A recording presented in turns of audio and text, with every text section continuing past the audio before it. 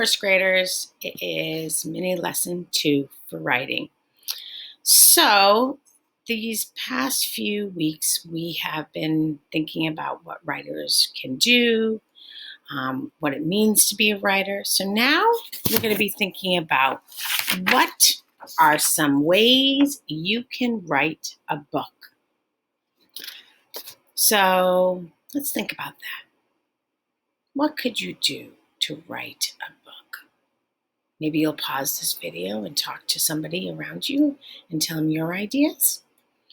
Some ways that writers write a book is sometimes what they do is they get their booklet and they plan it. They think about, okay, I want to write a book about dinosaurs.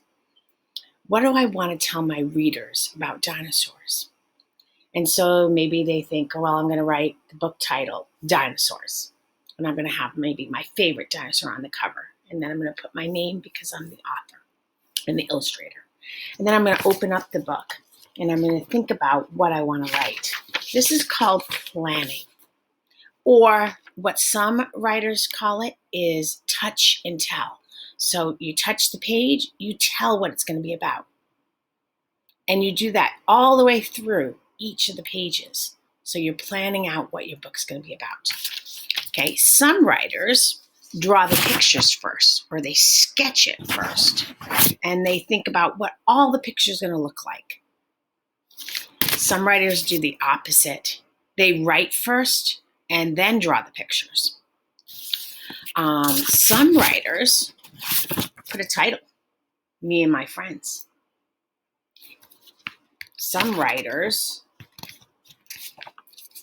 like this one, she drew the picture first, and then she's going to go and add the words to it. Some writers add labels to their book.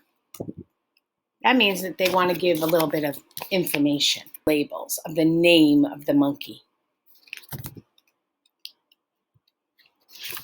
You can see some more labels on the page.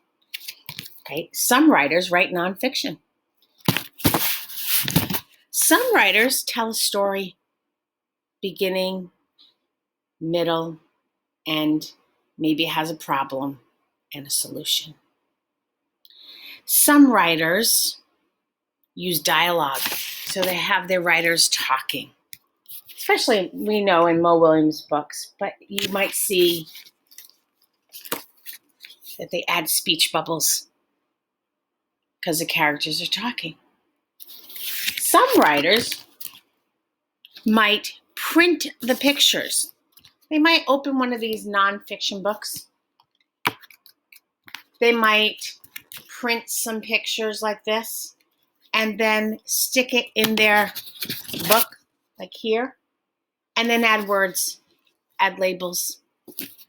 So today and this week, we'd like you to try out some ways to write a book. And we hope that you have as much fun as Miss Kristen has had writing her book about bears, things that are not true about penguins, the day the teddy bears went to school. And try out some of these things like sketching, planning it out, touch and tell, writing words, adding labels, tell a fiction story, or tell a nonfiction story. Thank you. Bye.